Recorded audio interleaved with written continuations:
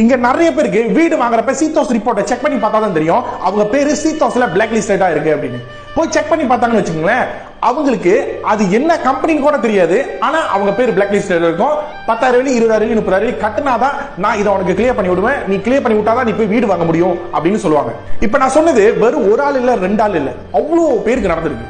இதனால அவங்களோட கனவு ஒரு கட்டத்தில் அப்படியே நின்று தெரியுங்களாங்க, அவங்க வாழ்க்கை அப்படியே ஸ்டக் ஆகி போய் ஒரு இடத்துல நிற்கும். எவ்வளவு ஒரு வேதனையான விஷயம். இன்னைக்கு உங்ககிட்ட இருந்து என்னென்ன டாக்குமெண்ட்லாம் ஒரு கம்பெனிக்கு போயிடுச்சு அப்படின்னா அந்த கம்பெனி உங்களை பிளாக் லிஸ்ட் ஆக்க முடியும் அப்படின்றத பத்தி தான் நான் உங்கள்கிட்ட சொல்ல போறேன். இதுக்கு ஒன்றும் பெரிய லிஸ்ட் எல்லாம் கிடையாது. ஒன்னாவது உங்களோட ஐசி, ரெண்டாவது உங்களோட சைன்.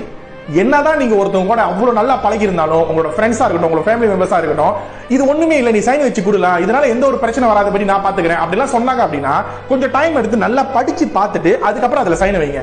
அப்படி வைக்கலையா, நீங்க உங்களுக்கு தெரியலையா, படிக்க தெரியலனா நீங்க இன்னொருத்தவங்கள்ட்ட கொடுத்து நல்லா அந்த எக்ஸ்பிளனேஷனை தெரிஞ்சுக்கிட்டு அதுக்கப்புறம் போய் சைன் வைங்க. இதனால பாதிப்பு அடைஞ்சவங்களை நம்ம ஒண்ணுமே பண்ண முடியாது. ஆனா இதுக்கப்புறம் இது மாதிரி நடக்காம இருக்கிறது நம்ம கையில தாங்க இருக்கு. உங்களுக்கு தெரிஞ்ச உங்களோட ஃப்ரெண்ட்ஸ் அண்ட் ஃபேமிலி குரூப்ல எல்லாம் இந்த வீடியோவை அனுப்பி விடுங்க. அவங்க எல்லாம் இதை பார்த்து கொஞ்சம் சேஃபா இருந்துக்கிட்டோம். இல்லைன்னு வச்சுங்களேன், நாளைக்கு அவங்க உங்ககிட்டே வந்து சொல்லுவாங்க இந்த மாதிரி ஒரு இன்சிடென்ட் நடந்துச்சு, என் பேர் சீத்தோஸ்ல பிளாக் லிஸ்டட் ஆயிருச்சு அப்படின்னு வந்து உங்ககிட்டே சொல்லுவாங்க. நல்லதே நினைப்போம், நல்லதே நடக்கட்டும். பாய்.